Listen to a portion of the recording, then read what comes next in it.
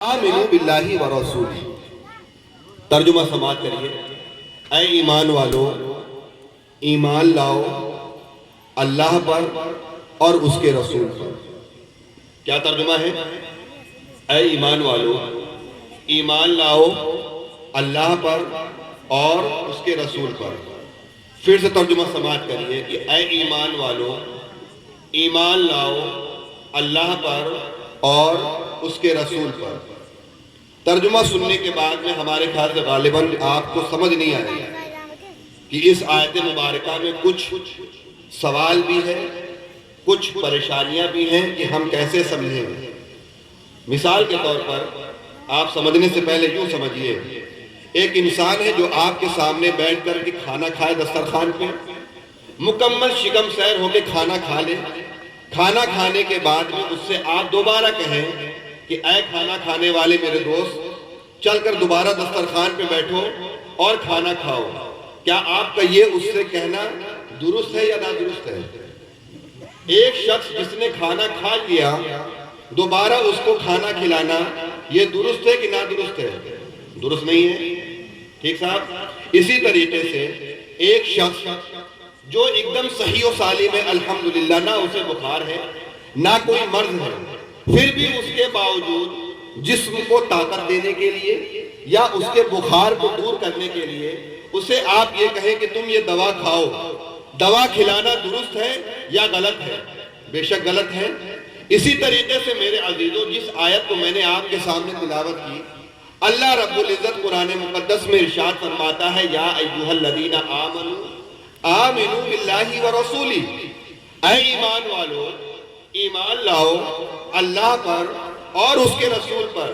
نہیں سمجھے آپ حضرات؟ ایک شخص جو کلمہ طیبہ پڑھتا ہے، لا الہ الا اللہ محمد رسول اللہ، کلمہ پڑھنے والے کو ہم کیا کہتے ہیں؟ مومن، مسلمان۔ ایک شخص جس نے کلمہ پڑھا، جس کا ایمان قرآن پہ ہے، جس کا ایمان قبر پر ہے، آخرت پہ ہے، جس کا ایمان جنت و دوزخ پہ ہے، تقدیر پہ ہے، ساری کی ساری باتوں پہ ایمان رکھتا ہے انسان، مگر قرآن مقدس ایمان والوں کو مخاطب فرما رہا ہے۔ کن کو؟ ایمان والوں کو، کہ اے ایمان والو، ایمان لاؤ اللہ پر اور اس کے رسول پہ۔ کیا ایمان والا اللہ پہ اور اس کے رسول پہ ایمان نہیں رکھتا؟ یہ سوال ہے آپ سے۔ کیا ایمان والا، جو بھی صاحب ایمان ہے، ہم ایمان والے ہیں الحمدللہ، ہم مومن ایمان والے اللہ پر اور اس کے رسول پہ ایمان رکھتے ہیں کہ نہیں رکھتے؟ رکھتے ہیں۔ جس قرآن کی آیت کو میں نے آپ کے سامنے تلاوت کرنے کا شرف حاصل کیا، میلاد والے آقا کے مہینے میں، میلاد والے آقا صلی اللہ تعالیٰ علیہ وسلم پہ جو 30 پارے نازل ہوئے، 114 صورتیں نازل ہوئیں، 6666 آیتیں، یہ آیتیں قیامت تک کے لیے ہمارے لیے ہدایت کا ذریعہ ہیں۔ آج 1450 سال کے بعد میں آپ کے سامنے قرآن مقدس کی اس آیت کو پڑھ رہا ہوں کہ اے ایمان والو، ایمان لاؤ اللہ پر اور اس کے رسول پہ۔ کیا مطلب؟ کیا ایمان والا اللہ اور اس کے رسول پہ ایمان نہیں رکھتا؟ اگر یہ قرآن مقدس کی تبلیغ کا انداز دیکھا جاتا، جس طریقے سے قرآن لوگوں کو اپنی طرف بلاتا ہے، تو اللہ تبارک و تعالیٰ کے جملے کا ارشاد ایسا ہم کو لگنا تھا، ہونا چاہیے کہ یا ایھا الناس آمنوا باللہ و رسولہ، کہ اے لوگوں ایمان لاؤ اللہ پر اور اس کے رسول پہ۔ مگر قرآن مقدس نے ایسا ان لوگوں کو نہیں بلایا، بلکہ فرمایا کہ یا ایھا الذین آمنوا، اے ایمان والو، ایمان لاؤ اللہ پر اور اس کے رسول پہ۔ میرا حساب ہے کہ آپ کو میری بات سمجھ آ گئی ہوگی۔ ماجرا کیا ہے میرے عزیزوں؟ کہ اللہ تبارک و تعالیٰ نے قرآن مقدس کے اس آیت مبارکہ میں ایمان والوں کو ایمان لانے کا حکم دیا اللہ پر اور اس کے رسول پہ۔ وجہ کیا ہے؟ وجہ یہ ہے میرے عزیزوں کہ جس میلاد والے آقا کا ہم مہینہ بنانے آئے ہیں، اس میلاد والے آقا کی نگاہ نبوت، اللہ کی عطا سے جو آپ کو علم غیب مصطفیٰ حاصل تھا، اللہ تبارک و تعالیٰ جو بندوں کی تخلیق کرنے والا خالق کائنات ہے، اس کو یہ خبر تھی، اس کو یہ علم تھا کہ آنے والے دن میں جب 1400 سال یا اس سے زیادہ کا عرصہ مسلمانوں پہ گزرے گا تو مسلمان ایک طرف مومن کو آپ دیکھیں گے کہ جب اس ایمان والے سے آپ یہ سوال کریں کہ اے مومنو، اے مئو کے ایمان رکھنے والے مسلمانوں، کیا تم اللہ پر اور اس کے رسول پہ ایمان رکھتے ہو؟ مئو کے سارے مسلمان بیک زبان یہ کہیں گے کہ آمنا صدقنا، ہم ایمان لائے اللہ پر اور ہم نے اس کی تصدیق کی، ایمان کی، ہم قرآن کو مانتے ہیں۔ سب کے سب بیک زبان یہ کہیں گے، سب کے سب بیک زبان یہ کہیں گے کہ ہم ایمان رکھتے ہیں اللہ پر بھی اور اس کے رسول پہ بھی۔ مگر میرے عزیزو، ایمان لانے کا اصل مقصد کیا تھا اور ایمان لانے کا طریقہ کیا ہے، اس طریقے میں آج فرق ہے۔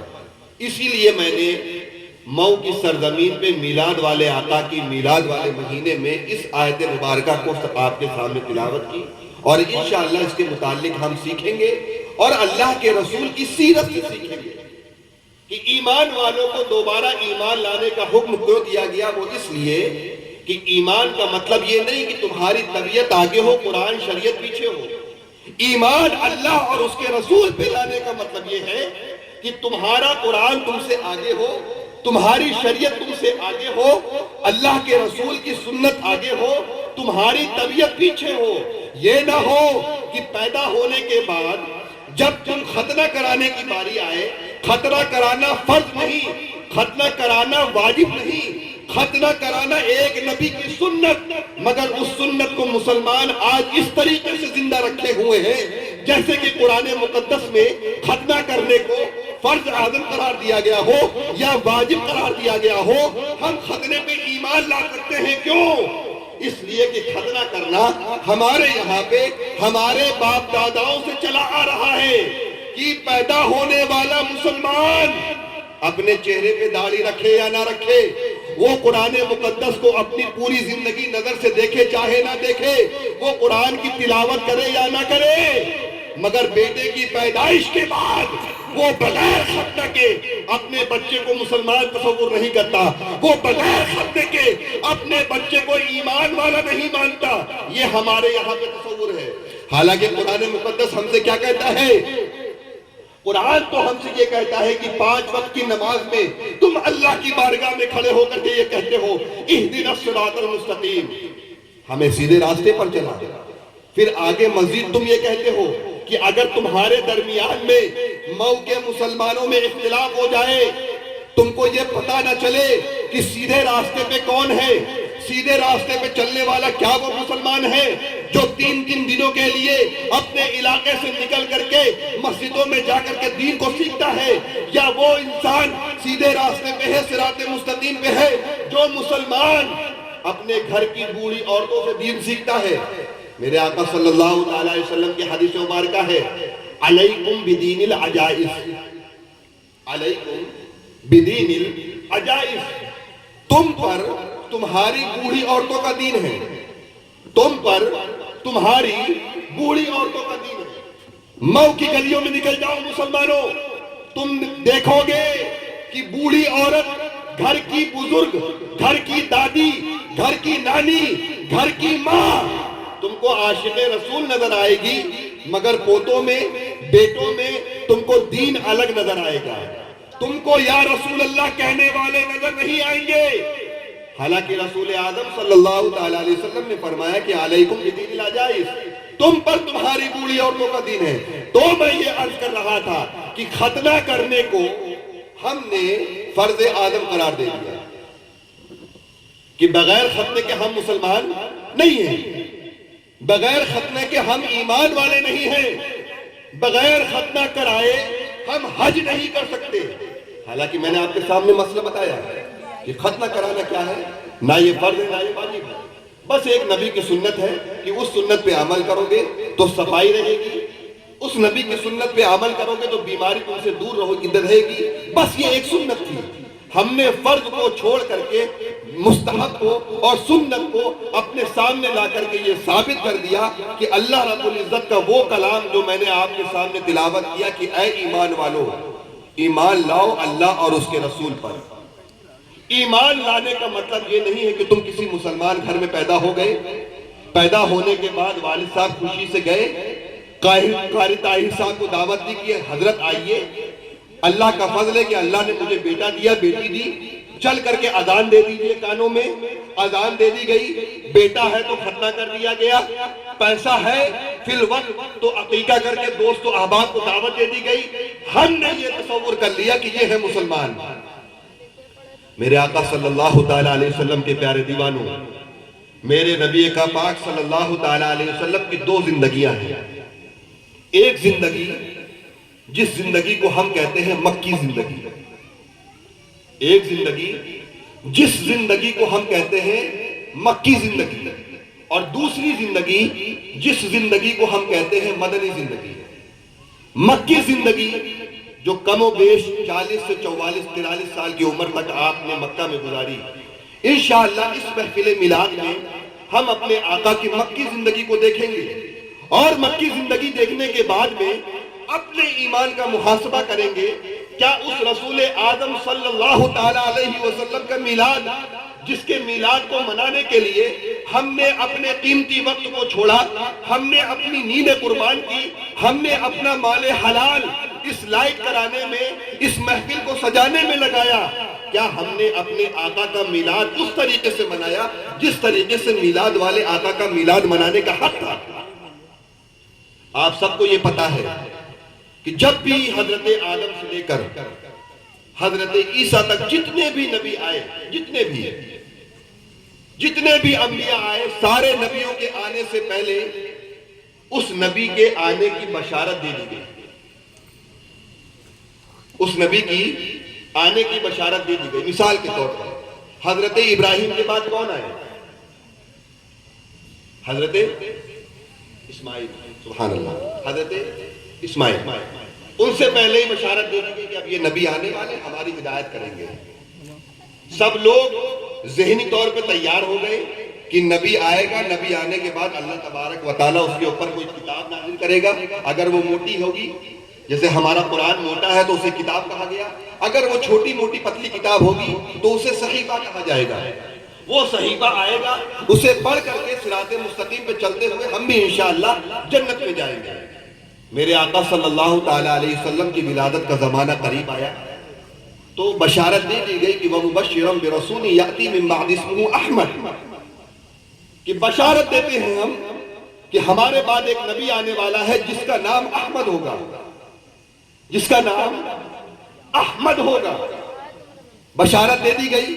بشارت کس کو دی گئی؟ اس وقت کے وہ مسلمان کہ جو اپنے آپ کو اہل کتاب کہتے تھے، یعنی کہ نصرانیوں کو بشارت دی گئی کہ آنے والا آئے گا جس نبی کا نام احمد ہوگا۔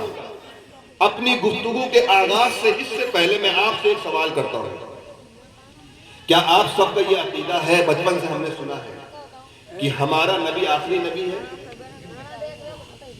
بچپن سے جس فاتحہ میں بھی آپ جاتے ہوں گے، ہر فاتحہ کی محفل میں یہ آیت سنتے ہوں گے، ما کان محمد ابا احد من رجالکم ولکن رسول اللہ وخاتم النبیین۔ ہر فاتحہ میں ہم نے بچپن سے یہ سنا وخاتم النبیین، نبیوں کی خاتمیت کا اعلان کرنے والے میرے آقا تشریف لے آئے۔ میرے آقا صلی اللہ تعالیٰ علیہ وسلم نے خود فرمایا کہ انا خاتم الانبیاء لا نبی بعدی، میں آخری نبی ہوں، میرے بعد کوئی نبی نہیں آئے گا، نبوت کا دروازہ بند ہو گیا۔ آنے والا کون؟ امام الانبیاء، سید الانبیاء، جس نبی کے بارے میں حدیث قدسی ہے، اول ما خلق اللہ نوری او کما قال علیہ السلام، کہ سب سے پہلے تخلیق دی جانے والی چیز جو ہے وہ میرا نور ہے، میرے نور کی تخلیق کی گئی، پھر اس نور کے پردوں سے اس کائنات کو سجایا گیا اور حضرت آدم کی تخلیق ہوئی۔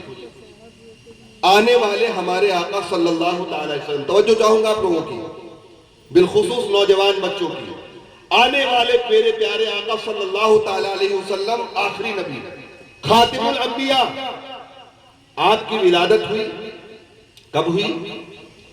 میرے آقا کی ولادت کب ہوئی؟ 12 ربیع الاول تو سب جانتے ہیں. اپریل کے حساب سے بتاؤ، جنوری فروری کے حساب سے بتائیے، کوئی بتانے والا؟ کس تاریخ کو میرے آقا کا میلاد ہوا؟ انشاءاللہ ہم اسے نظران دیں گے، اسی بہانے میں سیکھ لیں گے. میرے آقا صلی اللہ تعالی علیہ وسلم جنوری سے لے کر کے دسمبر تک کے کس مہینے میں تشریف لائے؟ کوئی مسلمان 71 عیسوی کو میرے آقا صلی اللہ تعالی علیہ وسلم اس دنیا میں تشریف لائے. تشریف آوری ہوئی میرے آقا صلی اللہ تعالی علیہ وسلم کی. حضرت آمنہ کے تعلق سے ہم نے پڑھا ہے کہ اللہ رب العزت نے صرف یہ بتانے کے لیے خاندان والوں کو کہ پیدا ہونے والا بچہ کوئی عام بچہ نہیں، اس لیے کچھ نشانیاں ظاہر فرمائیں. مثال کے طور پر حضرت آمنہ فرماتی ہیں کہ جب حمل ٹھہرا، میرے آقا صلی اللہ علیہ وسلم پیٹ میں آئے، آنے کے بعد حضرت فاطمہ کا فرمان ہے کہ میرے جسم سے ایک اچھی خوشبو پھوٹتی. عبد المطلب نے حضرت آمنہ کو بلا کر کے پوچھا کہ اے آمنہ، میرے بیٹے عبداللہ کا انتقال ہوا، لوگ شوہر کے انتقال کے بعد غم مناتی ہیں، عدت گزارتی ہیں، تم کیسی عورت ہو کہ تم اپنے بدن کو خوشبو سے معطر کر رہی ہو؟ تو حضرت آمنہ نے جواب دیا، اے عبد المطلب، ماجرا ہمیں سمجھ میں نہیں آتا کہ جب سے یہ بچہ میرے شکم میں آیا میرے بدن سے بھینی بھینی خوشبو آتی ہے. تو اللہ کے رسول صلی اللہ تعالی علیہ وسلم کا ایک ہلکا سا معجزہ حضرت آمنہ کو یہ دکھایا گیا. اور بھی بہت ساری چیزیں ہیں. حضرت آمنہ فرماتی ہیں کہ جب میرے آقا کی ولادت ہوئی، جب محمد رسول اللہ صلی اللہ تعالی علیہ وسلم کی ولادت ہوئی، حضرت آمنہ فرماتی ہیں کہ اتنا نور حجرے میں آیا کہ اس نور کی روشنی میں نے شام کے محلات دیکھ لیے. میں نے شام کے محلات دیکھ لیے. اب آپ کہیں گے کہ یہ نور کے میں محلات دیکھنے کا مطلب کیا ہے؟ مطلب یہ ہے میرے عزیزوں کہ 2023 میں بیٹھ کر کے آقا علیہ السلام کے معجزات کو سمجھنا بڑا آسان ہے. لوگ انکار کرتے ہیں، بے شک انکار کریں. میں اس کی مثال آپ کو دوں. ایک شخص جو مسلمان نہیں، آقا سے محبت کرنے والا نہیں، قرآن کو پڑھنے والا نہیں، نماز کو پڑھنے والا نہیں، صرف اپنی تحقیق اپنے علم کے مطابق اس نے غور و فکر کیا. غور کرنے کے بعد میں اس نے ایک موبائل ایجاد کیا. اس موبائل میں انٹرنیٹ دیا. اسی اسٹیج پہ بیٹھ کر کے اس وقت دبئی میں بیٹھا ہوا مسلمان کو میں دیکھ بھی سکتا ہوں، اس سے باتیں بھی کر سکتا ہوں. تو جس انسان نے اپنے علم کی تحقیق کے بنا پہ ایک چھوٹے سے آلے کے ذریعہ دبئی میں بیٹھے والے مسلمان کو دیکھ سکتا ہے، تو سوچئے کہ جس آقا کا رب اپنے محبوب کی شانیت کو، اپنے محبوب کی شان کو دکھانا چاہے تو کیا ان کی والدہ کو ان کے نور سے شام کے محلات دکھا نہیں سکتا؟ تو شام کے محلات کو دیکھا حضرت آمنہ نے. بہرکیف آقا کا میلاد آیا، آقا پیدا ہوئے، اس بارے گیتی میں تشریف لائے. تشریف لانے کے وقت ہم نے بچپن سے سنا، میں اصل موضوع کی طرف آ رہا ہوں. آقا کی میلاد کے وقت آپ نے سنا بچپن سے آج تک کہ میلاد کے موقع پہ کہ اللہ کے رسول صلی اللہ تعالیٰ علیہ وسلم جب مکہ آئے تو مکہ کا ماحول کیا تھا؟ مکہ کا ماحول یہ تھا کہ لوگ اپنی بیٹیوں کو داماد بنانے کی ڈر سے اپنے کو بے عزت محسوس کرتے اور اپنی بچیوں کو زندہ دفن کرتے. بچیوں کو زندہ دفن کرتے. ایسا نہیں میرے عزیزوں، پتہ نہیں آپ نے یہ سنا کہ نہیں سنا. بچیوں کو زندہ دفن کر دیتے. ایسے نہیں کہ رات خاموشی سے گئے، ایک گڈھا کھودا اور بچی کو دفن کر کے واپس آ گئے. کسی کو ظاہر نہیں ہونے دیا کہ میرے یہاں بیٹی پیدا ہوئی. نہیں، بلکہ دفن کرنے کا انداز ان کا یہ ہوتا کہ ہمیں تاریخ و سیر کی کتابیں یہ بتاتی ہیں کہ دفن کرنے سے پہلے وہ مکہ میں آتے کعبے کے پاس. آنے کے بعد وہاں پہ بیٹھے ہوئے لوگوں سے بتاتے ہیں کہ مجھے بیٹی ملی ہے اور ابھی میں اس کو تیار کر کے دفن کرنے جا رہا ہوں. گویا کہ جرم میں داد دی جاتی ہے، جرم پہ داد دی جاتی ہے. میرے آقا صلی اللہ تعالیٰ علیہ وسلم کی میلاد کے موقع پر ہم نے یہ سنا کہ لوگ اپنی بیٹیوں کو زندہ دفن کر دیتے. اس وقت کے بچے، اس وقت کے جو لوگ تھے، باپ کے انتقال کے بعد اپنی سگی ماؤں کو بازار میں جا کے بیچایا کرتے تھے. اللہ اکبر. سگی ماں کو جا کر کے بازار میں بیچایا کرتے. اس وقت مکہ کا عالم یہ تھا کہ مکہ کے لوگ جوا اور شراب کے نشے میں لطف تھے، ان کو کسی چیز کی کوئی فکر نہیں تھی، ان میں اور جانوروں میں کوئی فرق نہ تھا۔ انسان اور جانور میں کیا فرق ہے؟ انسان جو ہوتا ہے یہ وقت کے حساب سے جیتا ہے کہ رات ہو گئی تو سو گیا، یہ تو جانور میں ایک الو بھی ہے کہ جو راتوں رات جاگتا ہے۔ انسان اپنے بھوک کے مطابق کھاتا ہے، جب پیٹ بھر جاتا ہے تو منہ ہٹا لیتا ہے۔ بہت سارے جانور ہیں کھاتے ہی رہتے ہیں، کھاتے ہی جاتے ہیں، اور کھانے کے بعد بیٹھ کر کے اسے ختم کرتے ہیں۔ تو جانور اور انسان میں کیا فرق ہے؟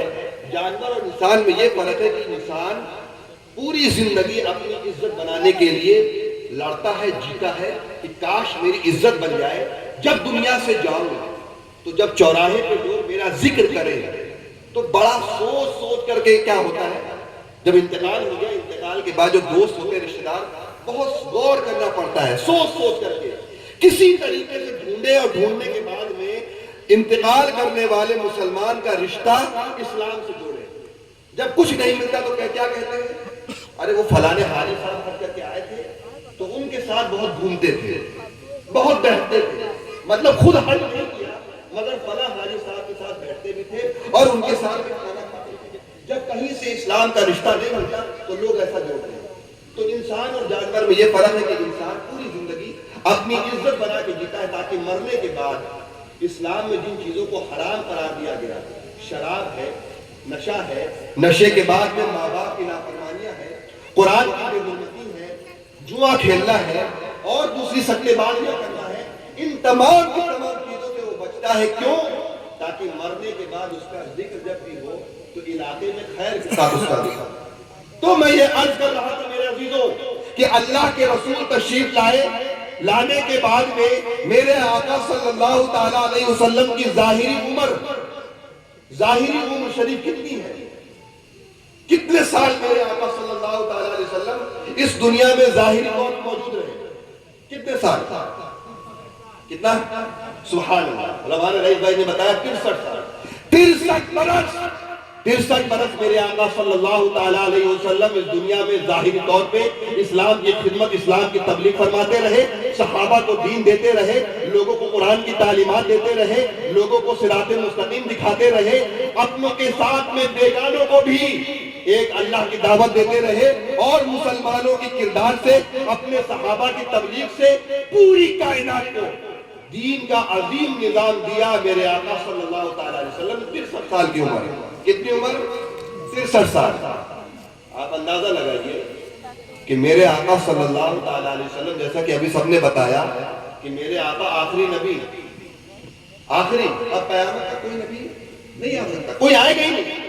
جو قرآن ہمیں مل چکا ہے 30 پارے، الف لام میم سے لے کر کے پارہ ام تک، الحج سے لے کر کے سورہ ناس تک، اب اس کے علاوہ کوئی قرآن نہیں آئے گا۔ اتنے عظیم نبی، اتنا عظیم کلام، مگر میرے عزیزوں میں اب سوال کرتا ہوں آپ سے کہ ماجرا کیا تھا کہ اللہ تبارک و تعالیٰ نے اپنے محبوب صلی اللہ تعالیٰ علیہ وسلم کو حکم دیا کہ اے محبوب، 1 سال نہیں، 5 سال نہیں، 10 سال نہیں، 15 نہیں، 20 نہیں، 25 نہیں، 30 نہیں، بلکہ میرے اللہ نے اپنے محبوب کو حکم دیا کہ اے میرے محبوب 40 سال مکہ کے